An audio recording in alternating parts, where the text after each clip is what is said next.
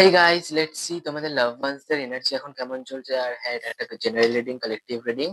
Personal reading এর জন্য তোমরা আমাকে হোয়াটসঅ্যাপ নাম্বারে আমার কন্ট্যাক্ট করতে পারো বা ডিএমও করতে পারো। তো লেটস সি এখন তোমাদের লাভ ওয়ান্স এর এনার্জিস কেমন চলছে। তোমরা এখন তোমাদের লাভ ওয়ান্স এর কথা ভাবো এই টাইমটাতে। যতক্ষণ আমি সফল করবো ততক্ষণ তোমরা তোমাদের লাভ ওয়ান্স এর কথা ভাবো। ক্রাশ হলেও হতে পারে, ক্রাশদের কথা ভাবতে পারো তোমরা।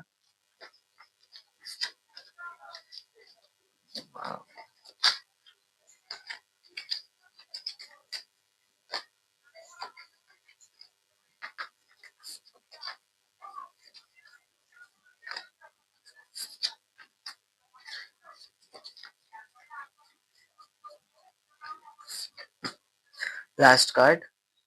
ওয়াও, তোমাদের লাভ ওয়ান্স বা তোমাদের আমি স্পেশালি আমি যাদের ক্রাশ যারা তাদের কথা বলছি, যারা কিনা যাদের ক্রাশ আছে তাদের কথা বলছি।